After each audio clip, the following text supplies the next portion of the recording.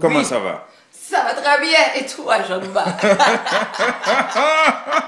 Eh bien, dès qu'on dit Dorothy, c'est le rire, c'est l'humour. Franchement, c'est moi qui aurais dû porter le nom de famille Goudou. Goudou. Ah oui, pourquoi? Eh bien, parce que où je vais, c'est un tremblement de terre. Je suis le séisme en tant que tel. Oh. L'incarnation du séisme. Enfin. Alors, quelles sont les nouvelles de Dorothy, rôle humoriste aujourd'hui? Dorothy revient d'Afrique. J'étais au Sénégal où j'ai présenté mon One Woman Show, Ah oui. recto verso, pour le Festival des rythmes et des formes du monde de Toubab Diala. Un festival qui est tenu par un Haïtien qui vit au Sénégal depuis au moins 60 ans, donc Gérard Chenet. Ah oui? Oui, Gérard Chenet, 25 ans conseiller de Léopold Sédar Senghor. Ouais, l'ancien président. Exactement, au niveau de la culture. C'est un auteur, un écrivain, un génie, parce qu'il a construit un site culturel à Toubab Diala, donc au Sénégal. Magnifique, où il y a un amphithéâtre d'une capacité d'environ 1000 personnes, un hôtel, mais tout ça, c'est lui qui a bâti de ses propres mains, de son ingéniosité, je pourrais dire, aussi une construction basée sur du matériel, de l'environnement de la place. Alors, c'est génial. C'est une place, faut aller, faut passer des vacances là-bas, Sobobadé. Est-ce que ça a été difficile de faire rire les Sénégalais ou les Africains en général? Moi et le peuple noir, nous sommes comme ça. Ah oui? Non, c'est sûr que c'est un défi. C'est toujours un défi de faire rire les gens. Ouais. Mais je suis arrivée où j'ai adapté mon texte, oui, avec une petite sauce yassa sénégalaise, mais aussi avec des épices haïtiennes. Parce que je dois l'admettre quand même que mon éducation haïtienne m'a beaucoup aidé à trouver ce pont avec les Sénégalais. Et même les Européens qui étaient là, parce que l'assistance était composée 50% de Sénégalais, 50% Européens. Et tout le monde s'est retrouvé dans l'histoire. Ils ont adoré, ils ont beaucoup aimé ma grand-mère, Mémère Adotte. Ouais. Oui. Ah oui? Ils sont tombés sur son charme. Ils ont dit, mais comme elle est adorable, cette mère. Je sais, celle de ma grand-mère. Donc c'est un grand virage international. Un grand virage. Disons que on tâte le terrain, on va vers l'international. Moi, j'ai jamais été fermée à cela et je suis très ouverte à l'international. Je ne me concentre pas uniquement sur le Québec, bien que oui, c'est important puisque c'est ma base. Je suis quand même québécoise, je suis née ici et j'ai toujours dit qu'il faut prendre sa place. Donc, c'est pas simplement le Parce qu'il ne faut pas se fier à la couleur, là, non, nécessairement. Hein. Non, mais j'ai des dents blanches. Hein. Ah, ben oui. Ok. Moi, j'ai bu du café, donc c'est un petit peu jaune. Faut faire attention dans une entrevue avec Dorothy. Ah non, mais écoute, là, non. Bref, et le Québec alors dans tout ça? Québec, ça va est-ce que c'est difficile de percer comme... C'est difficile dans toute chose. Je veux dire, n'importe qui, que ce soit à l'école, que ce soit dans un emploi, c'est toujours difficile de prendre sa place. Maintenant, ce qui fait la différence, c'est de savoir s'entourer des bonnes personnes. Moi, je remercie... parce que depuis que j'ai commencé ma carrière dans l'humour, je me suis toujours associée de gens professionnels, des gens qui croyaient en moi, mais des gens aussi qui étaient dans le milieu. Donc, mon ancienne gérante, qui était journaliste, réalisatrice, elle avait un beau réseau. Ces gens-là qui ont été là depuis mes débuts m'ont ouvert d'autres portes, même à l'international. Et ça continue ainsi. Aujourd'hui, je suis représentée par Sandra Rossi de l'agence Bicom, qui a Virginie Coussa, Marc-Aurèle Fortin. Donc, je me suis associée à cette boîte parce que j'ai des projets ambitieux et ça prend une firme, une agence qui a des reins solides. Alors, j'avais besoin... L'un des projets, c'est Mon deuxième One Woman Show, que je prépare. Je commence à me mettre à l'aise. Ouais, vas-y, on peut voir ça. Oui. Donc, mon deuxième One Woman Show que je suis en train de préparer et j'espère bien le présenter cet automne 2015 ou, comme on dit, Inch'Allah, en hiver 2016. Ok. Ouais. Et ça va tourner autour de quoi, à peu près? Ben déjà, le titre du show, c'est Viser Ro. Avec un R, avec pas un avec R. un H, là. Non, pas avec un H. Bon, si on veut le dire à l'haïtienne, Viser Ro. Ok. Mais C'est Visero parce que j'ai envie de raconter ça. Toutes ces tribulations, mais à travers des anecdotes cocasses, que ce soit sur ma vie personnelle, moi et les hommes. Évidemment, il faut toujours que je parle des hommes. Ah oui? Mais Dorothy ne va parler des hommes, il y a un problème. Oui, oui. Il y a un problème. Évidemment. Et même quand j'aurai mon homme, parce que là présentement on s'entend, j'en ai plusieurs, mais lorsque je n'aurai qu'un seul, je parlerai encore des hommes. Plusieurs?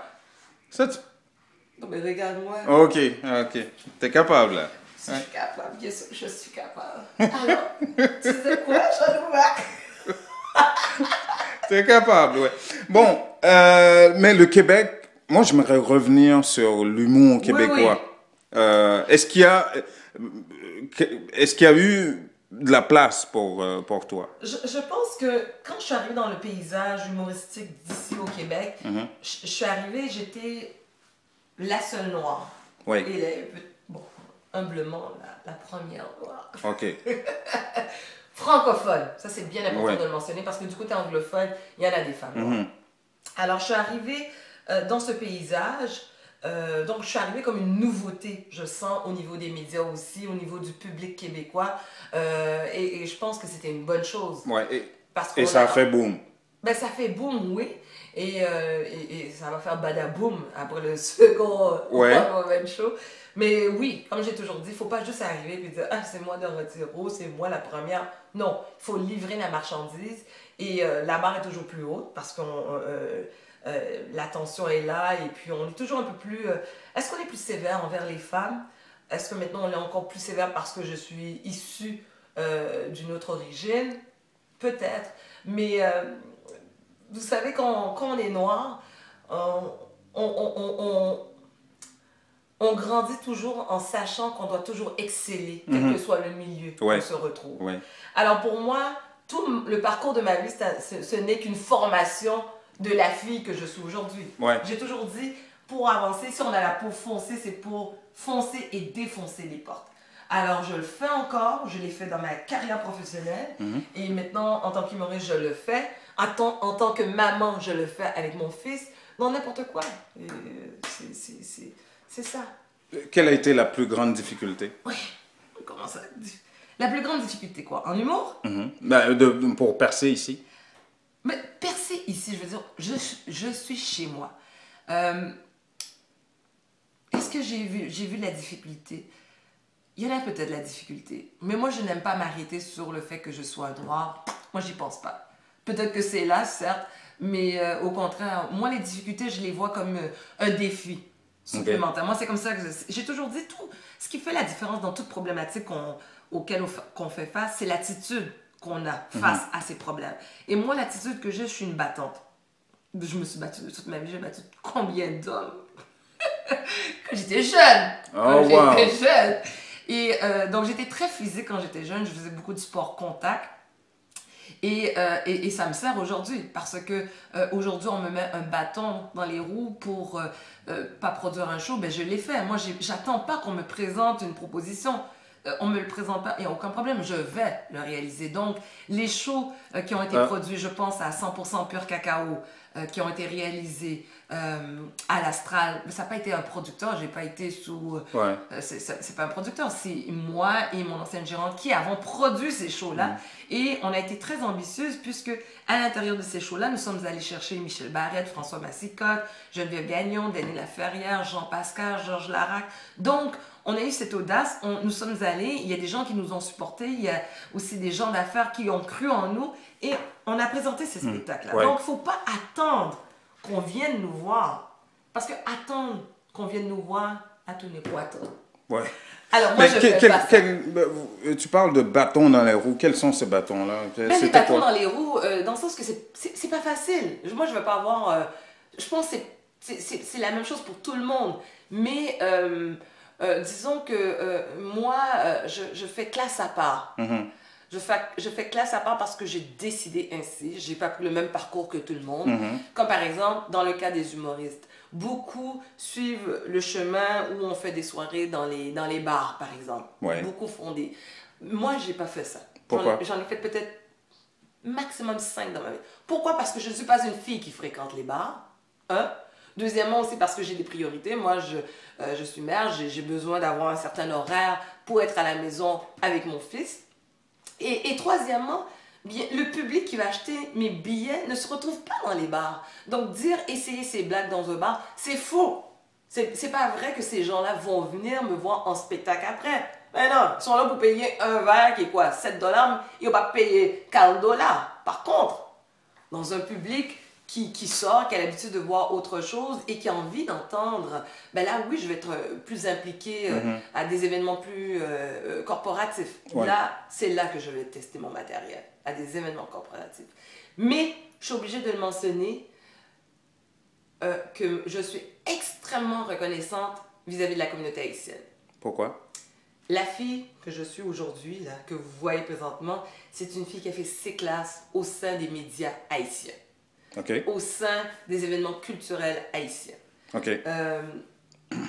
La scène, moi j'ai eu la chance d'animer des soirées devant 1000 et quelques personnes.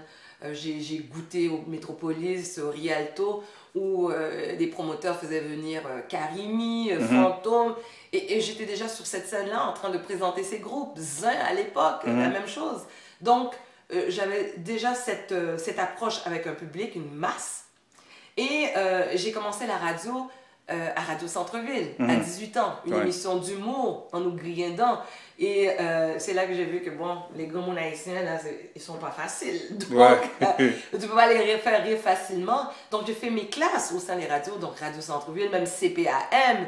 Je suis venue, moi, j'ai rencontré Jean Ernst à l'époque où il était à Chat FM. Donc, j'ai fait mes classes au sein des médias haïtiens et ces gens-là avec qui j'ai grandi parce qu'ils m'ont connu, ils n'aiment pas de conformer. Donc aujourd'hui, ils me connaissent. Quand on fait une vente, on finit acheter. Ils connaissent en tant que femme. OK. Alors, c'est ça. Take care, don't care. OK. Alors, c'est ça. Là. Donc, j'ai fait mes classes avec eux et je leur dis merci. Sincèrement, je leur dis merci. J'ai jamais eu le temps de le faire, mais je leur dis merci à tous ces médias avec qui j'ai travaillé, en fait, ces gens qui sont dans les médias, parce que ils m'ont beaucoup aidé. Et si j'ai cette connaissance au niveau de la culture haïtienne, ben c'est grâce à eux. Bon, voilà. Merci beaucoup, Dorotiro, d'avoir pris du temps pour In Texto. Oh, avec plaisir.